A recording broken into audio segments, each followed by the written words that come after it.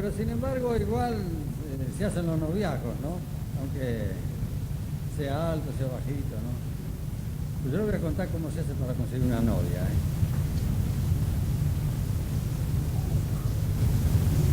¿No les puedo contar?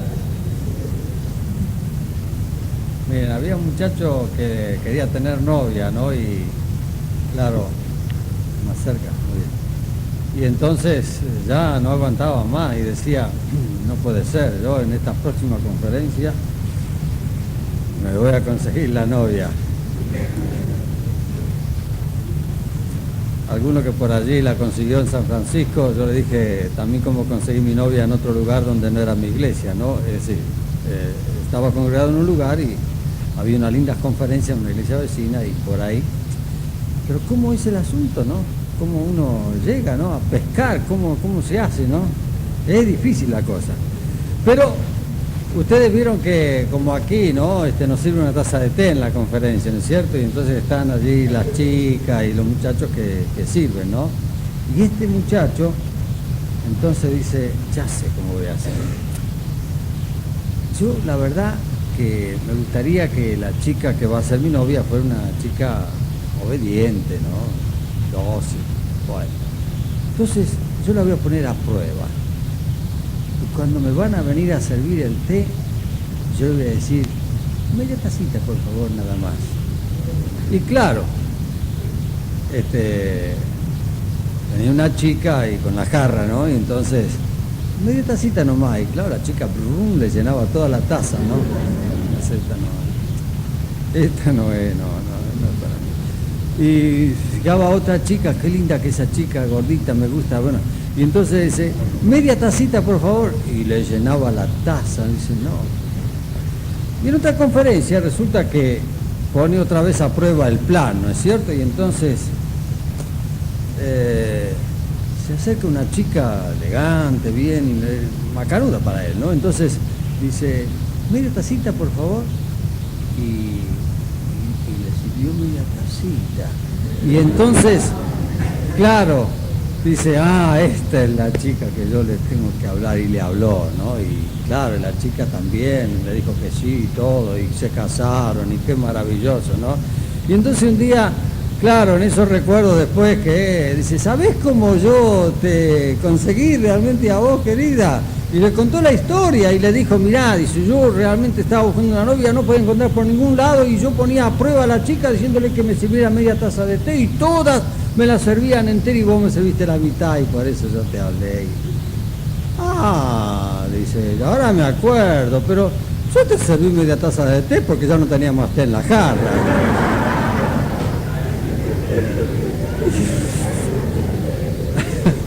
Bueno, espero que no haya muchos noviazgos así, ¿no? Hoy se me han ido todos los viejitos, así que podemos hablar tranquilos acá hoy, ¿eh? Hasta mi amigo, compañero de armas, ¿no? Ya se me fue. Y disculpen por los que están aquí, que son mayores más o menos como yo, pero nos sentimos muy a gusto y con todos los jóvenes que están aquí. Se han dado el gusto de enseñar unos coros, dijeron, ¿no? ¿Este acordeón anda? Sí. No sé si mi señora se anima, porque yo la pongo en cada aprieto a mi señora, pero hay un coro que de primera Juan 3.1, ¿lo conocen? Mirad cuál amor nos ha dado el Padre, que seamos llamados hijos de Dios. ¿Algunos lo conocen?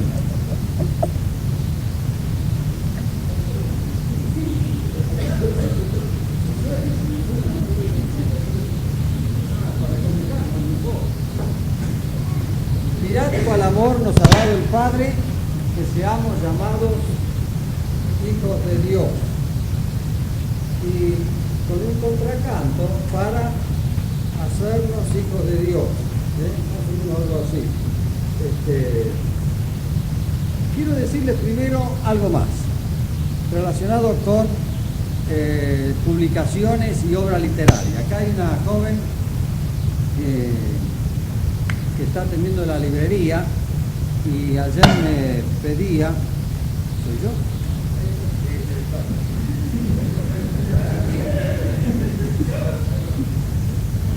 Y ayer me pedía la revista Meditaciones. Ustedes saben que...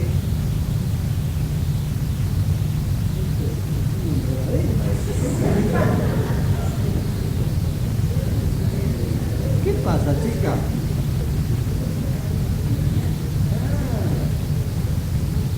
¿Está bien? Bueno. Les explico. Campo Misionero todos la conocen, ¿no es cierto? Ahora no sé si todos son suscriptores, esa es la macana, ¿no? Porque Campo Misionero es una revista de 43 años, mirá. De 43 años, don Carlos Ibarbars, que es el director, cumple ahora precisamente 80 años, yo no tanto. Y la otra revista que está circulando y que también tengo responsabilidad es la revista Meditaciones, que es una revista para seguir cada día una lectura diaria con un comentario, y se ha tomado libros de la Biblia, es decir, que se toma todo el libro y se va desarrollando. Ahora, por ejemplo, noviembre y diciembre, el hermano Beban escribe sobre el Evangelio San Mateo. Yo sé que acá están en Esperanza estudiando el Evangelio de San Mateo, es decir, empezaron por el Antiguo Testamento, se aburrieron del Antiguo Testamento, empiezan el Nuevo y ahora después van a volver, etcétera, ¿no? Pero cada día como una cultivación espiritual a un momento devocional. Vamos a mandarles a esta joven ¿cómo es? Totino. Tony. Bueno, y para que tenga para hacer la entrega, promoción, y a los que están de Rafaela, si se interesan, también les podría mandar algunos ejemplares para que vayan conociendo y luego se vayan suscribiendo. Todas estas revistas, ustedes saben, no tienen fines de lucro, pero sí se tienen que sostener, porque lógicamente papel, tinta, personal que trabaja, hay que pagarlo, y son por suscripciones, como el caso de Campo Misionero trimestral. El caso de esta revista Meditaciones es semestral, sale bimestral la revista, son 3 números por cada semestre, y hasta este momento el Campo Misionero está en 5 australes por trimestre y la revista Meditaciones está 3 australes por semestre. Realmente son importes bastante irrisorios, tal vez con el proceso que estamos ahora tendrá que ir un poco más arriba, pero nunca es demasiado gravitante, así que les intereso para que piensen en tener estos elementos que hacen a la formación espiritual. Bueno, vamos a ver este coro entonces que hemos aprendido allá en Pilar,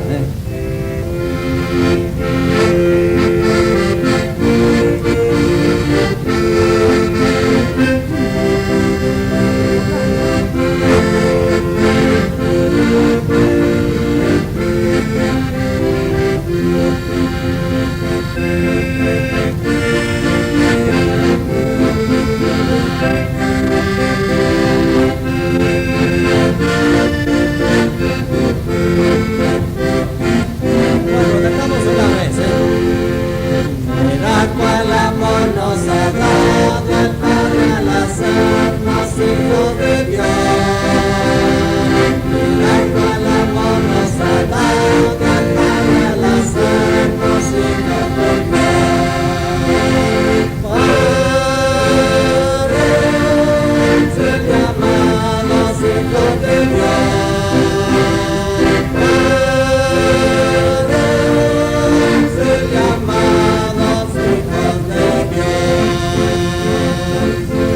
Hacemos el contracanto, ¿no? A ver. Aquí llega el barro, ¿no? Pero yo les puedo guiar. Ustedes ya pueden seguir si quieren, ¿eh? Mirad cuál amor nos ha dado el Padre al hacernos hijos de Dios. Mirad cuál amor nos ha dado el Padre al hacernos hijos de Dios. Padre,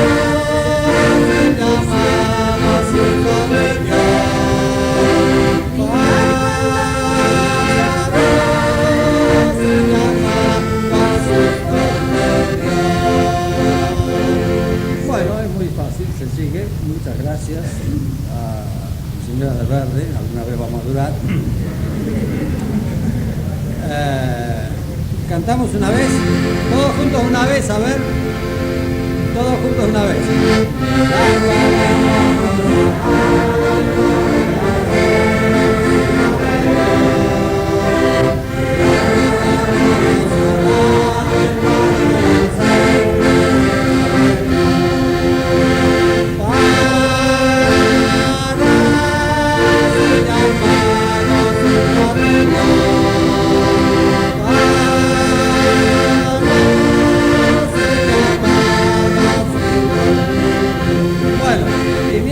Una fila dice para ser llamados, nosotros siguen cantando mirad cuál amor nos ha dado el Padre. ¿Es cierto? Bien.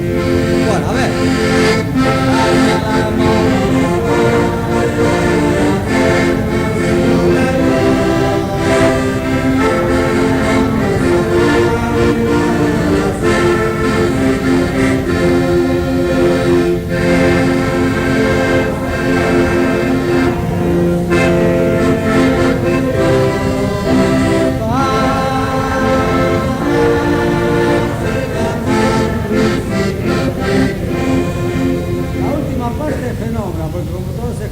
Dice igual y está muy bien.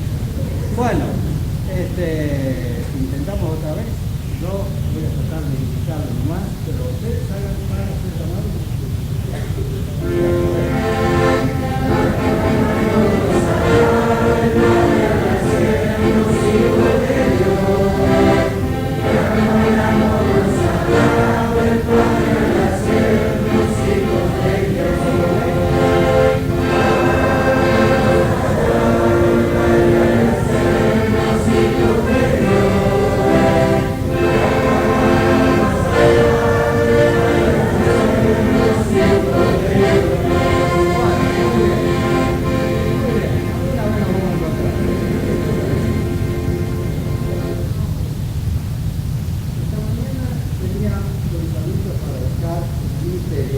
Hablando sobre la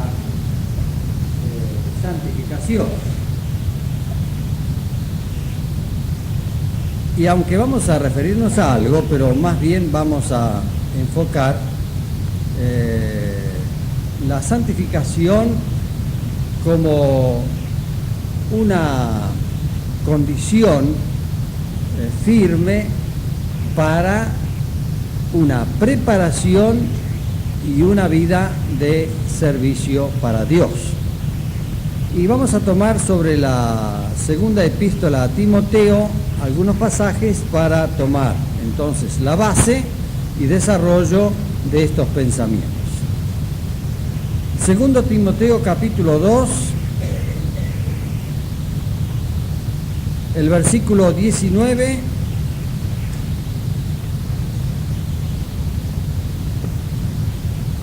Dice así: pero el fundamento de Dios está firme, teniendo este sello. Conoce el Señor a los que son suyos y apártese de iniquidad todo aquel que invoca el nombre de Cristo. Pero en una casa grande no solamente hay utensilios de oro y de plata, sino también de madera y de barro. Y unos son para usos honrosos y otros para usos viles. Así que, si alguno se limpia de estas cosas, será instrumento para honra, santificado, útil al Señor y dispuesto para toda buena obra. Huye también de las pasiones juveniles y sigue la justicia, la fe, el amor y la paz, con los que de corazón limpio invocan al Señor. Pero desecha las cuestiones necias e insensatas, sabiendo que engendran contiendas, porque el siervo del Señor no debe ser contencioso, sino amable para con todos, apto para enseñar, sufrido, que con mansedumbre corrija a los que se oponen, por si quizá Dios les conceda que se arrepientan para conocer la verdad y escapen del lazo del diablo en que están cautivos a voluntad de Él. Y luego entonces en el siguiente capítulo, el 3,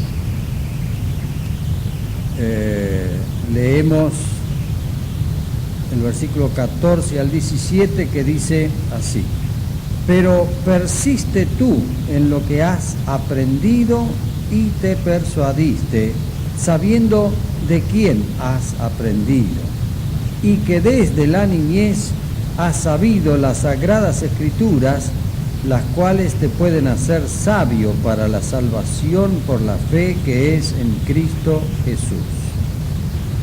Toda la escritura es inspirada por Dios y útil para enseñar, para redarguir, para corregir, para instruir en justicia, a fin de que el hombre de Dios sea perfecto, enteramente preparado para toda buena obra. Y el último pasaje, pasando al capítulo 4 y el versículo 5, dice: pero tú sé sobrio en todo, soporta las aflicciones, haz obra de evangelista, cumple tu ministerio. Estoy sorprendido realmente de ver la cantidad de jóvenes que hay aquí ahora en Esperanza. Ya la otra vez cuando estuvimos me pareció que no eran tantos, no sé, crecieron como hongos, pero claro, pasó como nos dijeron el primer día. Yo cuando ustedes vinieron la vez pasada tenía 10 años, claro, ahora han pasado 5 o 6 años y claro, ya son señoritas churros y muchachos elegantes, ¿no? Y así que, claro, es lindo cuando uno ve que se va nutriendo las iglesias de juventud.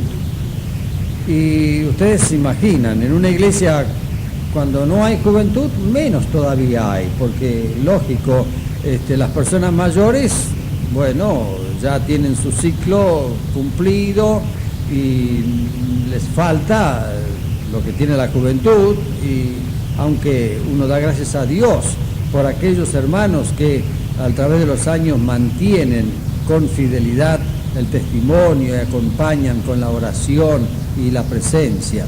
Hace poco visitaba una iglesia en Buenos Aires y se ufanaban tanto diciendo: ahora miren cómo estamos, llenos de jóvenes y todo. Digo, sí, pero ustedes se olvidan que esos viejitos que aguantaron todos los nubarrones y chubascos fueron los que realmente estuvieron soportando con sus oraciones hasta que ahora vino, digamos, el viento donde se trajo cantidad de jóvenes y había un gran entusiasmo en esa iglesia.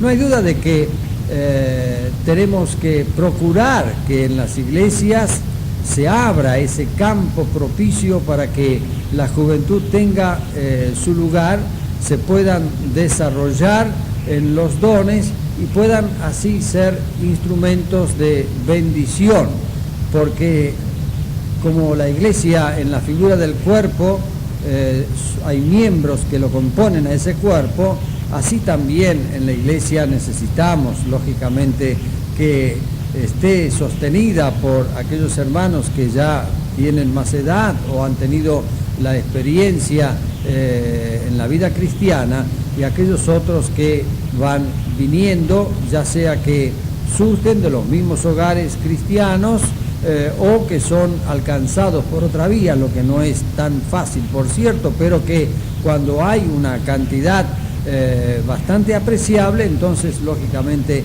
aún es más fácil tratar de conseguir que otros se vayan sumando, y sobre todo para que en el concepto de lo que es una actividad juvenil, manteniéndola en ese dinamismo propio, no carentes del sentir espiritual, pero en la que se involucran cosas que hacen a la parte de usar el tiempo con provecho, parte recreativa, parte deportiva, etcétera, entonces lógicamente se pueda ir ganando mayor terreno. Les digo esto porque allí en Pilar nosotros hace 6 años que empezamos la obra, los que empezamos no éramos todos tan jóvenes, por cierto, aunque así algunos, y se ha ido nutriendo de una cantidad, pero claro, tenemos un espacio un poco más abierto, estamos sobre casi 1 hectárea de terreno, donde tenemos el edificio que se está terminando, y primero de todo hicimos una canchita de fútbol para, lógicamente, tener la oportunidad de ocupar a los jóvenes, otras clases de actividades recreativas que los sábados, en un periodo de 3 de la tarde hasta 7, 8 de la noche, se puede ir desarrollando para luego tener la infaltable reunión que corresponde para dejar el mensaje espiritual. Y nos damos cuenta que, lógicamente, esto ayuda a ir manteniendo ese espíritu de comunión. Damos gracias a Dios porque yo sé que en muchos lugares ya se están abriendo a este concepto para hacer que esta actividad se vaya recreando y se vaya aumentando. Es que diríamos, sin jóvenes realmente la obra languidece. En muchos lugares, especialmente pasando por Estados Unidos, en nuestros viajes hemos visto que muchas iglesias languidecían por causa de la falta de juventud. Y las personas mayores, claro, cuando venía un matrimonio joven y tenía 2 o 3 chicos, y los chicos, ustedes saben cómo son, ¿no? Empiezan a moverse y a hacer, casi las personas mayores no lo podían tolerar porque no estaban acostumbrados, pero después, cuando ya vieron el beneficio que significaba ir teniendo los niños y jóvenes, y entonces también acompañaban. De este modo, lógicamente, uno piensa que podemos decir que en esta época, en este tiempo nuestro, donde la incidencia demográfica apunta más a la parte de la niñez, adolescencia y juventud, es lógico que también nosotros en las iglesias seamos conscientes y tengamos una visión para poder ganar esta etapa de la vida que hace a la fortaleza, al dinamismo, a la acción, porque jóvenes que tienen el buen deseo en el corazón de poder servir al Señor, entonces se pueden proyectar hacia fuera del lugar establecido para ganar y conquistar otros terrenos.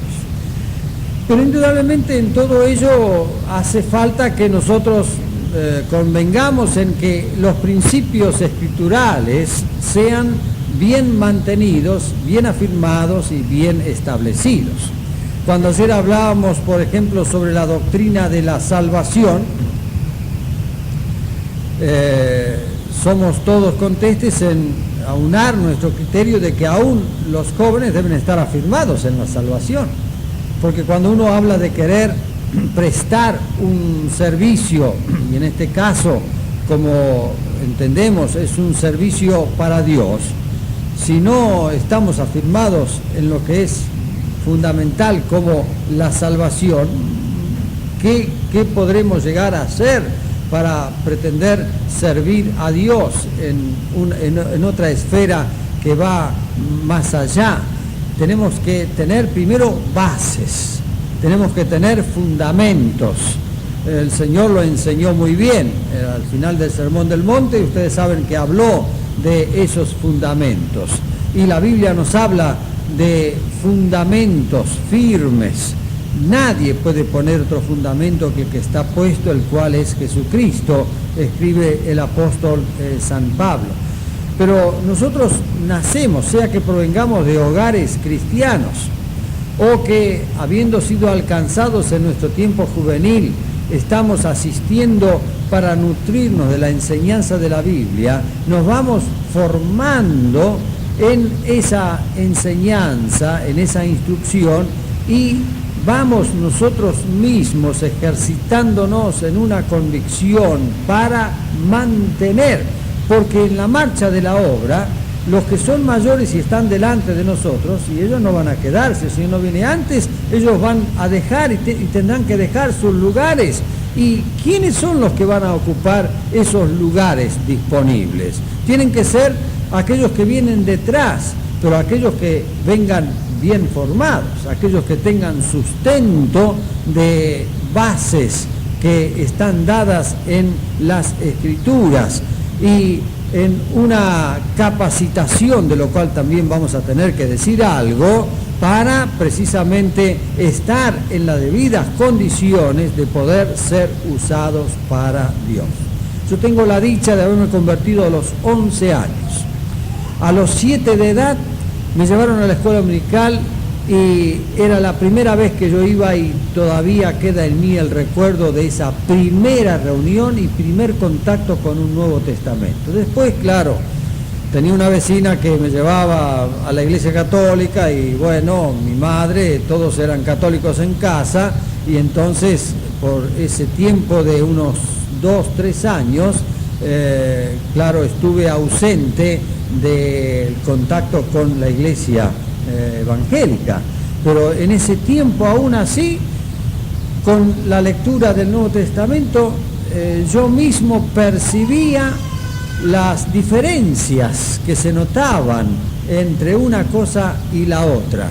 Y cuando a los 10 años volví otra vez a tomar ese contacto para nunca más dejarlo, en estos más de 50 años ya que han pasado, uno da gracias a Dios porque se ha ido nutriendo y formando, y yo personalmente tengo que agradecer a Dios que Él me haya dado esa oportunidad para que Él pudiera prepararnos y pudiera llamarnos al ministerio a tiempo completo, y en estos últimos años haber dejado lo que era una iglesia tradicional de más de 40 años en la que uno ha estado trabajando, y comenzar una nueva esfera de trabajo con una visión diferente y con una bendición que en 6 años gratifica más de 40 que uno ha estado trabajando en las iglesias tradicionales. Y uno reconoce esto como una gracia de Dios, pero uno también valoriza el hecho de que uno ha tenido que aprender y ha tenido que recibir y ha tenido que afirmar aquellas verdades que permiten que entonces una persona, joven en este caso, pueda asumir con toda lealtad el compromiso con el Señor para poderle entregar lo que el mismo Señor le da en cuanto a dones y ejercitarlos para que sea de bendición. Así como hablo entonces de la afirmación que corresponde a un fundamento como el claro conocimiento, experiencia y seguridad de la salvación, así también podemos hablar sobre tantas otras doctrinas que no vamos a poder nosotros, lógicamente, tomarlas en consideración en esta mañana, en este tiempo que tenemos, pero que sí pueden servir para interesar a cada uno a que busquen la manera, si bien a veces no hay el ministerio que corresponda a tales cosas en las iglesias locales, pero sí ayudarse también con las publicaciones que tenemos, cuidando también, lógicamente, que esas publicaciones correspondan a una exposición fiel a la palabra de Dios, porque hoy, gracias a Dios, tenemos una literatura muy abundante y todos tenemos acceso a esa literatura, pero todos somos conscientes que debemos ser cuidadosos para saber cuál es aquella que se ajusta estrictamente a los cánones de las mismas Sagradas Escrituras, para no malformarnos y no hacer que ideas extrañas al sentir de los fundamentos bíblicos se introduzcan para traer entonces más perjuicio que bendición. Pero evidentemente tenemos que afirmarnos en esos conceptos escriturales. En Huerta Grande, este año, pero fue, pasan tantas cosas en la vida que uno pierde la noción del tiempo, hubo una consideración muy especial, y tal vez esta tarde también pueda referirme algo a eso, sobre el ministerio del Espíritu Santo. Y se hizo una declaración de principios escriturales sobre las cuales sustentamos nuestra fe y nuestra conducta.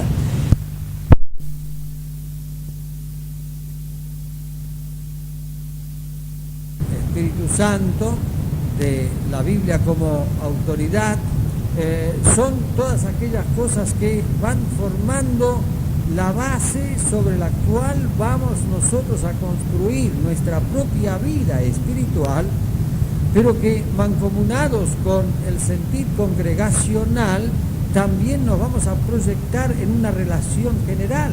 Y damos gracias a Dios porque en el país, por ejemplo, hablando de la Argentina, más de 400 asambleas establecidas, hay, por cierto, muchos más lugares de predicación, conforman un cuerpo de comunión, y así nos podemos encontrar, como en este caso en Esperanza, en una conferencia donde vienen hermanos de tantos otros lugares. ¿Pero por qué? Porque somos personas que hemos recibido el legado de hombres que nos han dejado la enseñanza fiel de la palabra, y hemos sido sustentados sobre principios afines y comunes, y por eso podemos convivir, por eso podemos aunar nuestros propósitos, por eso podemos llegar a tener aquellas cosas que son generales de la obra y que nos van dando la oportunidad de vigorizar nuestra fe y nuestra acción. Miren, es algo que debemos conservar, porque en algunos países donde hemos pasado, cosas generales de la obra son poco frecuentes, casi yo diría ni existen, y gracias a Dios porque en nuestro país todavía tenemos un sentido de comunión. Esperanza hace una conferencia y ayer había gente de San Genaro, de Margarita, de Santa Fe, de Rafaela, etc.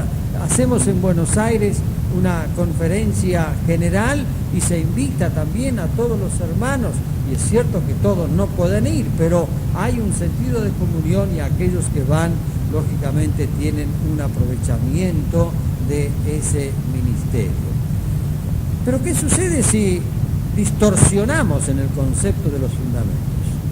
Y uno aparece con una idea, como algunos están apareciendo todavía, como estos vientitos de doctrina que asoman para tergiversar aquellos propósitos de fundamento.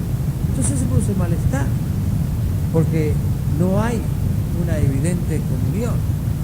No podemos llegar a decir en el dogmatismo de que todos tenemos que ser tan uniformes, no. Unidad sí, uniformidad no, pero tiene que haber la suficiente lealtad, honestidad y convicción para decir que sustentamos la base de los mismos principios bíblicos, para sentirnos unidos y para saber que cumplimos acabadamente con ese propósito de Dios que ha tenido al llamarnos, salvarnos y hacernos sus hijos, para que podamos dar testimonio de esa verdad. Por eso la doctrina de la santificación tiene lógicamente una importancia gravitante, porque mostrada en estos dos aspectos, uno el posicional y el otro práctico, van acompañando permanentemente nuestra vida. Dios tiene este sello, hemos leído, o el fundamento de Dios está firme, mejor. El fundamento de Dios está firme, teniendo este sello. Podemos ir con toda confianza a la palabra, ¿no es cierto? Sabiendo que ella es fundamento. Cuando en el segundo pasaje hemos leído, persiste tú en lo que has aprendido, de Timoteo, y todos conocemos la historia de Timoteo en Hechos relatada, y el paso de Pablo, y cómo le tomó por causa de su testimonio, por causa de su hogar.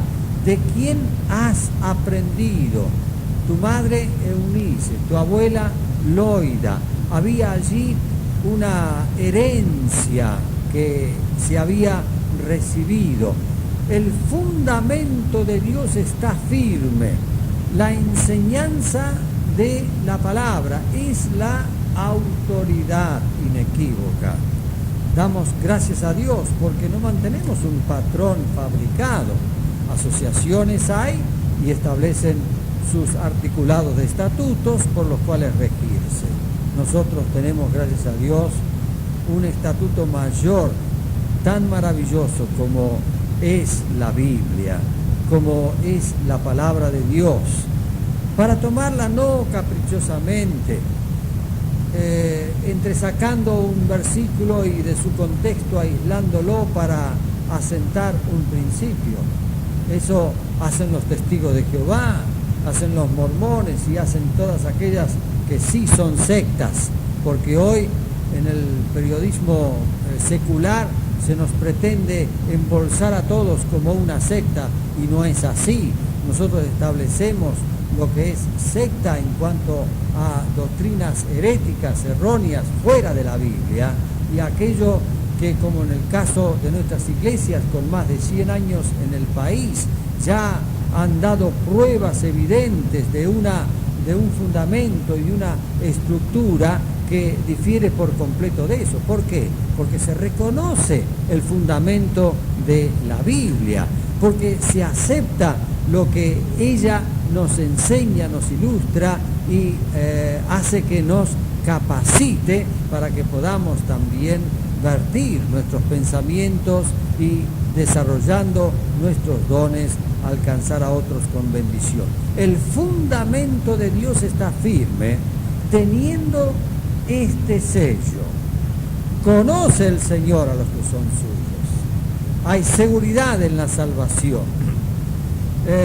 Y apártese de iniquidad todo aquel que invoca el nombre de Cristo. Es decir que entonces tenemos que entrar en la consideración de esta doctrina de la santificación. No quiere decir, por cierto, que nosotros vamos a permanecer excluidos y para no contaminarnos, entonces prácticamente nos vamos a meter en una caja de cristal. Estamos en el mundo, ¿no es cierto?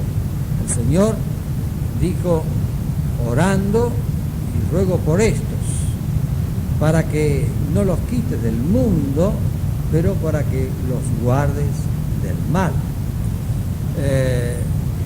Nuestros días, yo no sé, pienso que a lo mejor todos los tiempos han sido iguales, ¿no? En cada época cada uno ha tenido que confrontarse con la realidad del mundo. Si uno va, en la medida que va pasando los años de su propia vida, y también se da cuenta lo que recuerda de cuando era chico, y pasaban cosas cuando era chico y después cuando era grande y les parece que son de tamaño más grande, pero no hay duda que en la evolución de nuestros tiempos hoy tenemos una mayor rapidez en alcanzar las cosas que suceden. Antes se nos pasaban meses para que nosotros pudiéramos saber qué acontecía en China o en Japón, y hoy es al instante. Es que la radio, la televisión, la prensa gráfica y todo ha hecho que de inmediato nosotros tengamos el conocimiento y somos, en cierto modo, bombardeados constantemente, y estas cosas que básicamente podríamos decir que tienen una parte buena que podríamos extraer, pero que estando usados en el medio del mundo, que como dice el apóstol Juan allí en su primera carta, hablando del mundo, en lo que es el mundo como el mundo del pecado, el mundo de la soberbia, el mundo de la concupiscencia, todo esto lo toman ¿para qué? Para presentar lo que ellos tienen, y entonces está todo contaminado de maldad. Un periódico con un aviso X para cualquier producto donde ya encontramos la evidencia de algo que está afectando a lo que es la santidad. La televisión con sus programas que no hacen más que incentivar aquellas cosas que no corresponden hacer, y es tanta la influencia, la frecuencia, que al fin parece como una cosa natural, y sin embargo no es así. De tal manera que nosotros podemos decir que hay esta necesidad de santificación, sin que por ello signifique que nosotros estemos excluidos del mundo. Pero lo que es santificación es apartamiento. El mandato está dicho como el apóstol Pedro escribe en su primera carta, el primer capítulo y versículo 18: sed santos porque yo soy santo.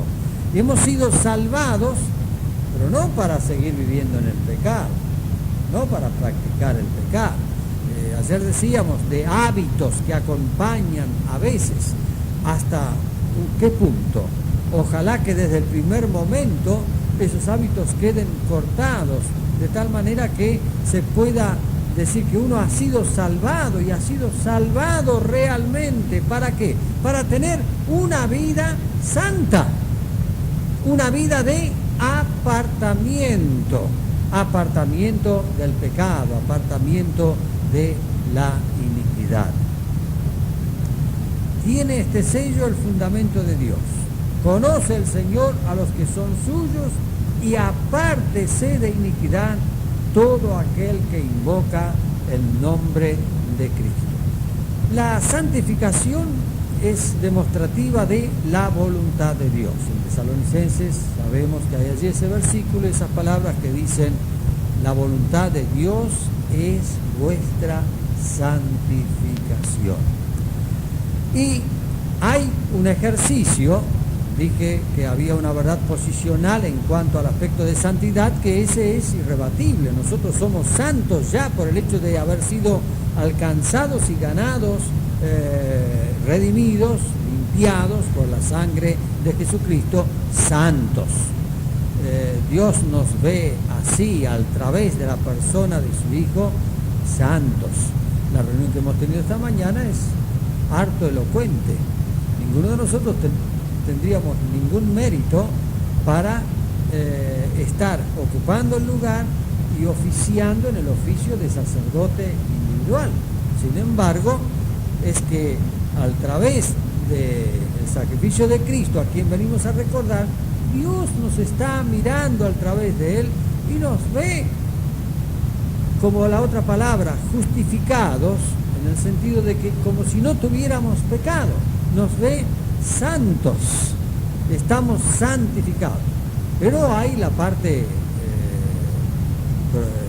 práctica de esa vida de santificación. Por eso en 1 Corintios 7:1 dice: limpiémonos de toda inmundicia de la carne y del espíritu para perfeccionar la santidad de Dios en el temor. Así reza esa parte que nos muestra cómo nosotros mismos tenemos que ejercitarnos en ese aspecto de santidad.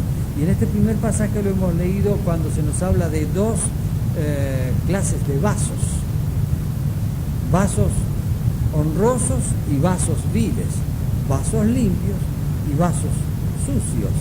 Vasos limpios para ser ocupados con dignidad y con honra, vasos viles que tendrán que ser lógicamente menospreciados. Y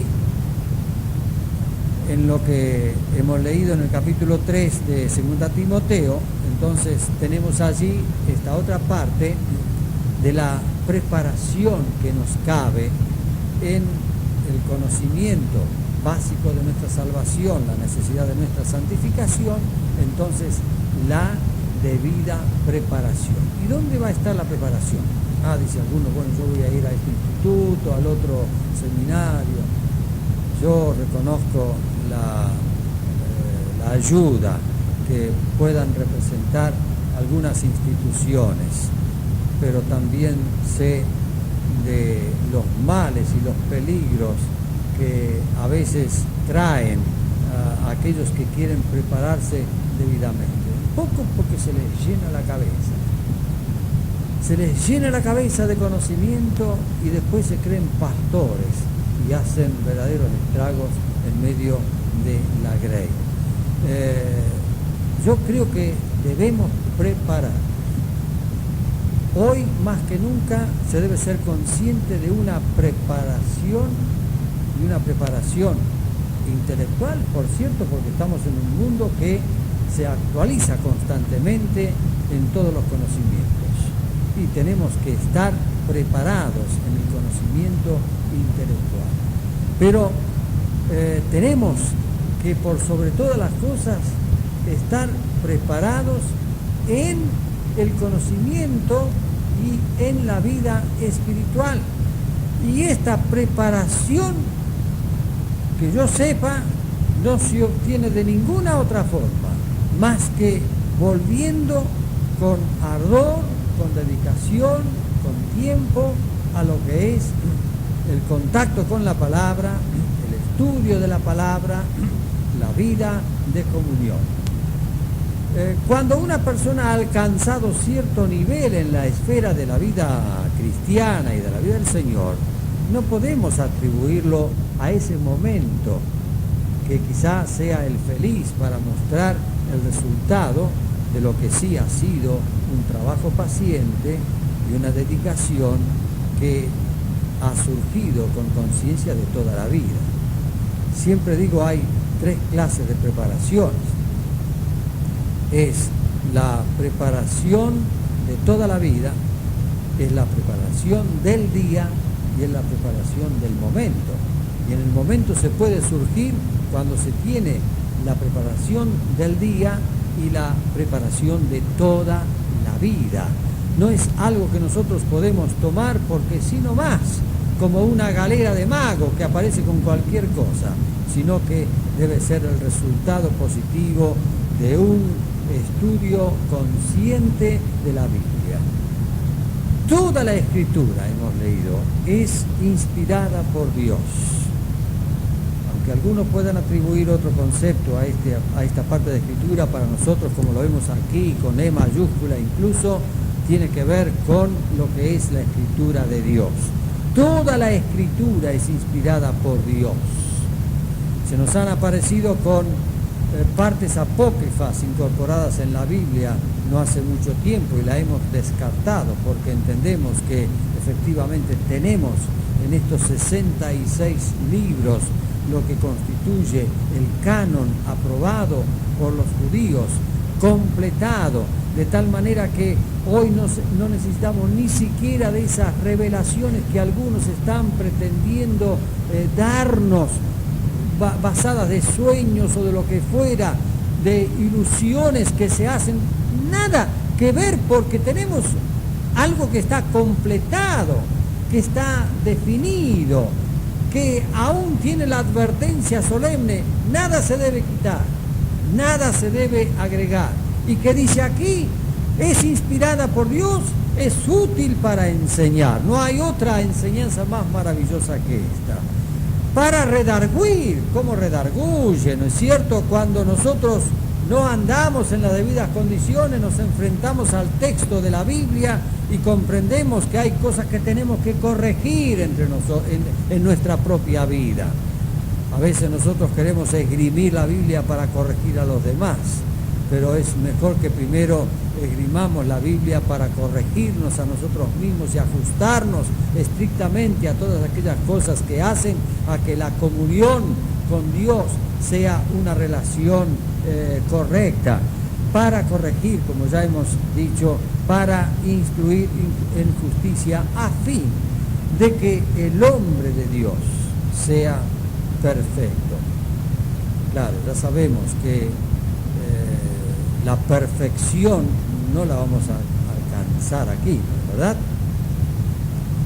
Pero sí el sentido de la perfección, así como los caminos de Dios son perfectos, los caminos del Señor son justos, todo eso hace que nosotros también entremos en esa preparación a tener esto que constituye el objetivo y la meta, a fin de que el hombre de Dios sea perfecto, enteramente preparado para toda buena obra. Salvados, santificados, preparados o instruidos para entonces servir.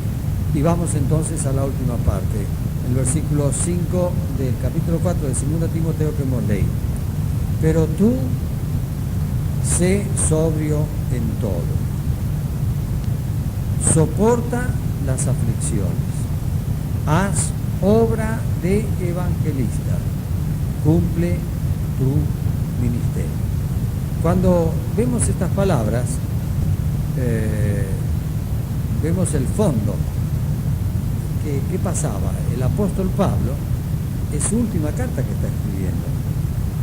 Cuando alguien considera que está haciendo sus cosas postreras, pone en ello el mayor sentimiento, la mayor dedicación, el mayor cariño, y podemos decir que Pablo, respondiendo a la fidelidad de un joven que fue tomado y que acompañó en los azarosos viajes, que recibió instrucciones precisas para hacer determinadas cosas que las cumplió fielmente, hay allí entonces una dedicación maravillosa de un hombre como Pablo, que está ya para ser ofrecido, como él los dice, para acabar su carrera, pero en lo cual se goza de haber mantenido esa justicia, y le sería reservada esa corona de justicia, y no solo a él, sino a todos los que esperan la venida del Señor. Y entonces les da estos consejos que podemos decir son consejos postreros para uno que termina y para aquel que los va a recibir para que pueda continuar. Sé sobrio en todo. La vida juvenil especialmente va a tener evoluciones y cambios, pero cuando se habla de sobriedad, se habla de lo que constituye un equilibrio que va parejo, pero no que va a ir decreciendo, sino que va a ir aumentando. De esa manera, entonces, tenemos la sobriedad manifestada en una vida. Y entonces estar en condiciones de, como dice aquí, soportar aflicciones. Irá andando y llorando el que lleva la preciosa simiente. Es cierto, volverá con gozo trayendo sus gavillas, pero ¿quién le va a quitar el trabajo, las lágrimas, el dolor, la aflicción de toda cosa que se quiera hacer para Dios? El servicio para Dios no es el servicio del show, de la plataforma y de los lindos cantos y de todas las cosas que parecen ser más un entretenimiento y un arte que una vocación espiritual. Es, sí, saber que uno se enfrenta a un terreno muy duro. El campo es el mundo, los enemigos están en el mundo. Siempre decimos, estamos trabajando en campo enemigo, y algunos de ustedes que tuvieron que acercarse a las Malvinas en este último tiempo saben lo que eso significa, y nosotros también, preparados, es cierto, dispuestos para servir, pero sabiendo que tenemos que soportar aflicciones. El soportarse, al fin y al cabo, nos va a acompañar toda la vida cristiana. Soportaos los unos a los otros, dice en otro lugar. Quien no está dispuesto a soportar, mejor es que se mande mudar, porque siempre va a tener que soportar algo. Alguno que le hace un traspié, alguien que lo mira mal, alguien que le hace una mala jugarreta, qué sé yo. Pero ¿qué va a hacer? ¿Lo va a ahogar ese hermano? Va a haber que soportarlo, ¿no es cierto? Soporta las aflicciones. Pero hay dos cosas aquí que entonces culminan. Haz obra de evangelista. Quitad la piedra, nos decía Bonatti ayer, ¿no es cierto? Y tenemos que estar preparados para saber cómo quitar los errores, los prejuicios, etc. La obra de evangelista. ¿De qué manera? Siempre pensando en que nuestra obra de evangelismo no la hacemos dentro del salón, sino lo hacemos puertas afuera. Id por todo el mundo, predicad el Evangelio a toda criatura. Digamos, establecer obras. Yo tuve que tomar 2 reuniones en este mes pasado sobre cómo comienza una obra nueva, de qué forma se produce. A veces es muy lamentable que se produzcan por desavenencias entre los componentes de un mismo lugar. Y entonces, ya para librarme, me mando a mudar y hago otra cosa. No. O para librarse, te lo echan afuera para que se vaya y haga otra cosa.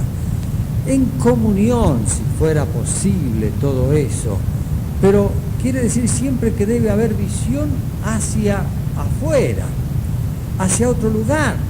Me dicen que Esperanza está creciendo en las 4 puntas y efectivamente, barrio norte, barrio sur, oeste, se van haciendo casas, hay gente que viene, claro, y es la visión que debemos tener. Haz obra de evangelista. Yo soy enamorado de los coros, de los cantos, de una buena presentación de reunión, y es lógico que esto lo hagamos como una honra y gloria al Señor, no yendo más allá de lo que es prudente, no pretender, por ejemplo, en la parte artística presentar profesionalismo, porque evidentemente cada vez nos vamos inclinando a profesionalizar muchas cosas en la obra. Y yo no digo que esté mal en el sentido de que debemos prepararnos bien, pero no para descansar en el profesionalismo, ni en el de un pastor o un predicador o una iglesia que hace una estructura que se limita a querer cumplir esos preceptos que se hayan fijado y que prácticamente son de un resultado de la mente humana, sino para dar una libertad maravillosa al Espíritu Santo, al cual estamos sujetos desde el momento de nuestra conversión. Hemos sido sellados con el Espíritu Santo de la promesa, y este luego ejecuta una obra que se va desarrollando. Así, haz la obra de evangelista y cumple tu ministerio, preparado enteramente para toda buena obra. Y yo digo, ¿quiénes van a hacer estas cosas? ¿Los que ya somos viejos? Van a hacerlo los que son jóvenes. Y ojalá que de esta charla de esta mañana pueda afirmarse en el corazón de cada uno, de saber que es salvo, que vive en santidad. Acordémonos de José en la antigüedad, como él preservó en su caída moral. Y si no, acordémonos de David, que por su caída moral cuánto tuvo que padecer. Es decir, que el ejercicio de la santidad pueda ser permanente, de tal modo que eso ayude a una debida preparación consciente sobre lo que las Escrituras mismas nos pueden instruir, corregir, capacitarnos para entonces con sobriedad y soportando aflicciones hacer la obra de evangelista y cumplir el ministerio. Bien hecho, buen siervo fiel. Sobre poco has sido fiel, sobre mucho te pondré, entra en el gozo de tu